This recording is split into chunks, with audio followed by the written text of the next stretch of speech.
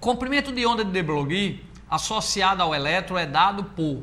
Aí tá aí aquela formulazinha que a gente falou, ó. H igual a constante de Planck mv, ok? É a constante de Planck, H dividido por mv, tá certo? Ó, aqui eu botei ela um pouco antes, né? Mas quem está aí estudando o pessoal tecnológico biométrica, lembra, o comprimento de onda é a constante sobre a quantidade de movimento, que quantidade de movimento é massa vezes velocidade. Então, onde está aqui meu Czinho, essa fórmula já vem pronta lá no vestibular. Aí o H é 6,63, a massa do elétron é 9,1 vezes 10 a menos 31, isso é dado no vestibular. E nessa questão a velocidade do elétron é 3 vezes 10 a quinta. Aí eu acho o comprimento de onda, 2,4 vezes 10 a menos 9. Agora vamos para a bolinha de ping-pong. Para a bolinha de ping-pong, temos a mesma expressão, comprimento de onda ó, é a constante sobre a quantidade de movimento, ou quantidade de movimento é massa sobre velocidade. Então, comprimento de onda é a constante de Planck, massa sobre velocidade. A constante de Planck é dada no vestibular, está aqui, ó, 6,6 vezes 10 a menos 34. A massa da bolinha de ping-pong ele deu na questão, né? 3 vezes 10 a menos 3, que eu tenho que passar para quilograma. Ele disse que era 3, né, 3 gramas, a gente tem que passar para quilograma. E a velocidade da bolinha é 10. Olhe quanto foi o comprimento de onda. 2,2 vezes 10 a menos 32 metros. Agora, vamos aproveitar os números e vamos explicar para vocês aqui uma coisa interessante. O comprimento de onda do elétron deu 2,4 vezes 10 elevado a menos 9. Aqui é só conta que vocês sabem fazer, tá? E o comprimento de onda da bola de ping-pong deu 2,2 vezes 10 a menos 32. Ora, então nesses cálculos aí que não tem nada de monstro, é só potência de 10, né? Quem não for bom de cálculo, isso daí, pelo amor de Deus, é só estudar que dá para aprender as contazinhas. O pessoal do biométrico e tecnológico que tem mais aptidão para esses cálculos vão ver que não tem dificuldade, mas você tem que interpretar esses dois números, porque se cair na subjetiva para você fazer essas contas, você faz, mas com certeza vai ter alguma alternativa pedindo para você mensurar, dizer alguma coisa com relação a esses dois comprimentos de onda. Então observe, o elétron eu não consigo ver, tá? A bolinha de ping-pong, eu consigo ver a bola de ping-pong. Macroscopicamente eu a vejo, tá certo? Agora, o que acontece é que o elétron eu já consegui, mesmo ele sendo uma partícula, eu já consegui ver ele se comportando como uma onda, tá? Porque, como eu disse, se o comprimento de onda do elétron é 10 a menos 9, eu tenho que ter, na natureza, construir dimensões tão pequenas, próximas ao comprimento de onda dele, para que ocorra a difração. Agora, da bola de ping-pong, ou de uma bola de futebol, ou de um ser humano correndo, nós vimos que o comprimento de onda é 10 a menos 32. Então, das coisas que eu consigo ver macroscopicamente, uma bola de futebol, uma bola de ping-pong, um ser humano correto, eu não vou conseguir ver uma bola de ping-pong, uma bola de futebol, um ser humano correndo se comportando como uma onda, porque eu não tenho na natureza dimensões tão pequenas como essa que eu possa construir para que ocorra difração. Então é 0,0010 a menos 32. Então o elétron, no microscópio eletrônico, a gente já conseguiu criar aberturas, fendas, né, na natureza, com valores tão pequenos que a gente conseguisse ver com que dimensões tão pequenas que permitisse a difração do elétron, tá certo? Mas da bola de ping-pong, da bola de futebol, eu não tenho na natureza dimensões tão pequenas de 0,00320 que eu possa conseguir essa difração. Por isso que você não vai ver aí uma bola de ping-pong ou uma bola de futebol se comportando como onda. Mas se tivesse a possibilidade na prática da construção de algo de natureza, né, tão pequena dessas dimensões, a gente teria a comprovação, como teve do elétron se comportando como uma onda, a gente ia ver uma bola de futebol também se comportando como uma onda. Agora, o que impede isso ser realizado ao vivo,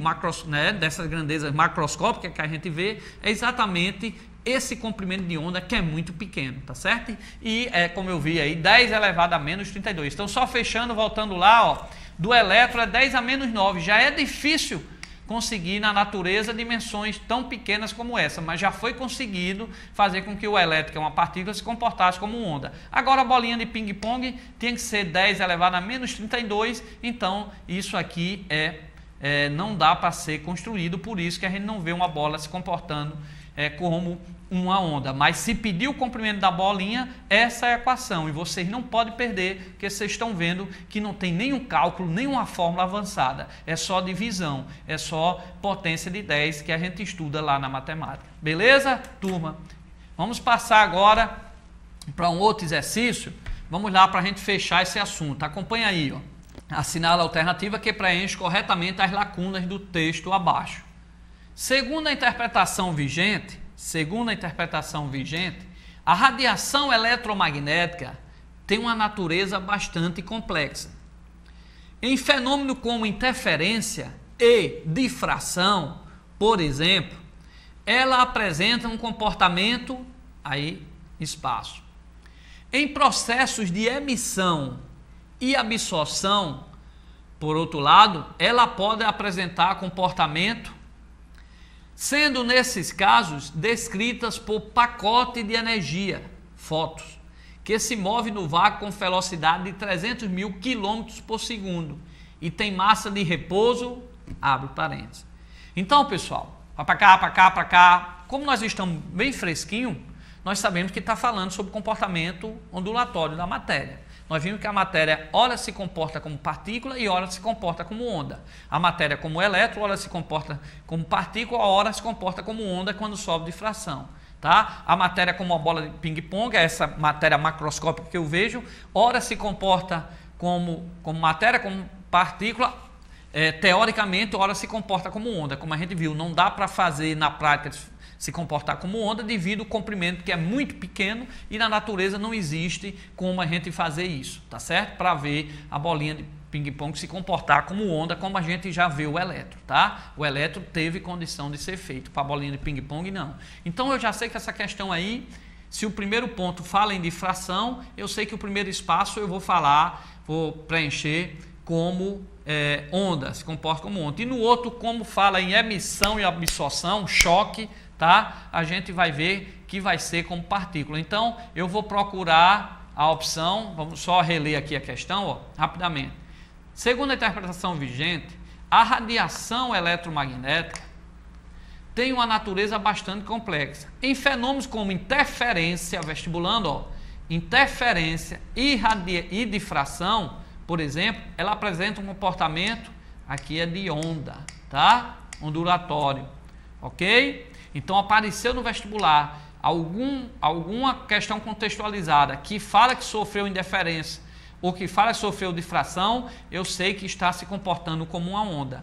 Então, se vier um elétron, uma questão contextualizada, falando que o elétron no microscópio eletrônico sofreu difração, parará, eu sei que naquele momento o elétron não está sendo uma partícula, está sendo uma onda, está se comportando como uma onda. Em processo de emissão e absorção, que ocorre muito choque, por outro lado, ele apresenta comportamento de partícula corpuscular, de partículas, ok? Então, aqui eu teria partículas, tá?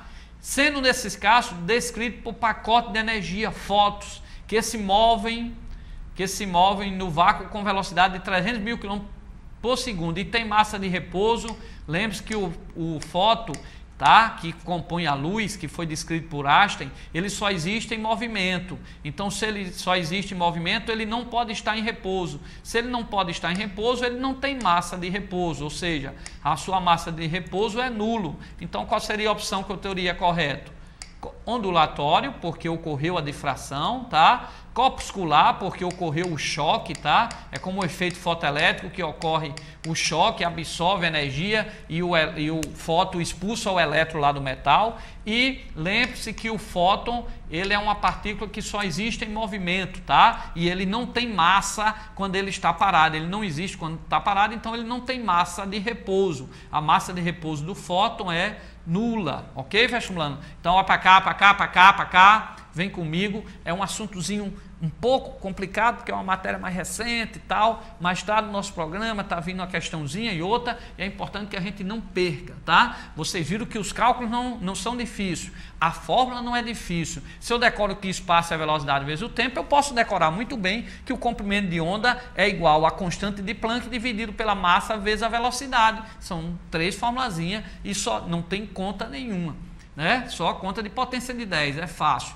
Agora, eu tenho que entender a essência. Então, nessa aula aqui, eu tentei passar para vocês exatamente para vocês entenderem a essência da física, porque se você entender o que significa esse comportamento ondulatório, você começa a gostar um pouco da matéria e começa a ler e começa a entender melhor o texto. Se você não sabe o que é a filosofia, se você não entende o que é esse comportamento ondulatório, o que significa o comprimento de onda de de Broglie, se você pensa que isso é um negócio do outro mundo, aí fica difícil. Então eu espero que a gente tenha atingido esse objetivo de mostrar a essência, o que significa isso. E nós vamos fazer a última questãozinha também teoricamente, bem rapidinho, que pode ser que venha essa questão aí na objetiva para vocês, tá certo? Então vamos ler aí a questão.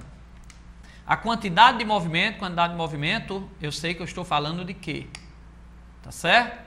A quantidade de movimento linear, que a gente representa por Q, alguns livros por P, tá? Mas a gente usa muito Q. Então, a quantidade de movimento linear do fóton é aquela partícula de energia, né, que nós vimos que compõe as radiações eletromagnéticas que estão na luz, né? O fóton é aquela partícula que está dentro lá na luz da radiação, que bate lá no elétron, no metal e expulsa ele, tá? Então, que faz com que a luz, a radiação eletromagnética se comporte como uma onda, como uma partícula nesse caso, porque é o choque, tá certo? Então, a quantidade de movimento linear de um fóton no vácuo é tanto maior quanto menor for. Aí eu tenho que lembrar da expressão. Meu Deus do céu, qual é a expressão que fala de quantidade de movimento do foco? Aí a gente viu, o comprimento de onda é a massa, é a constante H, tá certo?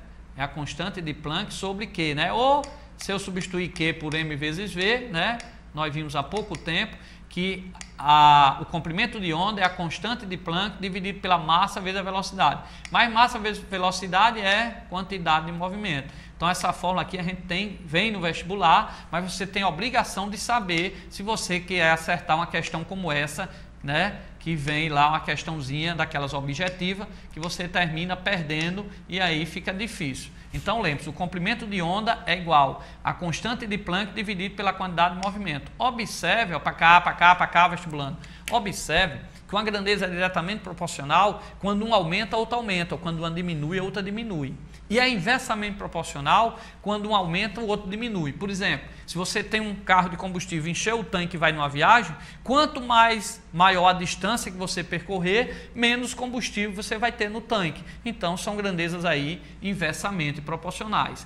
Para eu saber numa fórmula quando é diretamente e quando é inversamente, eu olho na equação. Observe na equação, ó, primeiro, eu tenho que deixar a grandeza de um lado da igualdade e a outra que eu quero saber se é diretamente ou inversamente do outro lado. Então, observe lá na fórmula, ó, o comprimento de onda, na fórmula, na telinha, o comprimento de onda está de um lado. A quantidade de movimento está onde? Do outro.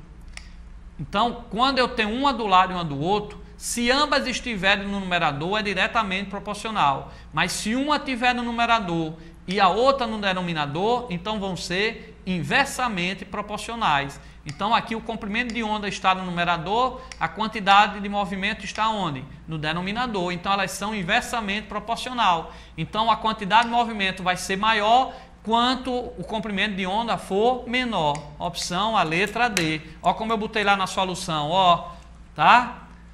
Fiz tudo direitinho de novo, embora vocês não precisem memorizar, mas se está uma no numerador e a outra no denominador, então elas são inversamente proporcionais. Ok, vestibulando? Vocês perceberam que essa formulazinha, o comprimento de onda da matéria é igual a constante de Planck dividido pela quantidade de movimento. É bem fácil, você tem que memorizar, embora venha no vestibular. Mas você também pode usar que o comprimento de onda é igual a constante de Planck sobre mv, porque quantidade de movimento é mv. Então vocês viram que é fácil achar o comprimento de onda de uma partícula. É só usar essa expressão bem facilzinha. Eu espero que vocês tenham entendido o que eu quis dizer com o comprimento de onda de um elétron, com o comprimento de onda de uma bola de ping-pong. Porque eu consigo ver o elétron se comportando, que é uma partícula, como onda, e porque eu não consigo ver a bola de ping-pong, que é uma partícula, se comportando como onda. Mas isso não impede de eu saber calcular o seu comprimento de onda associado, e isso nós aprendemos aqui na aula de hoje, ok?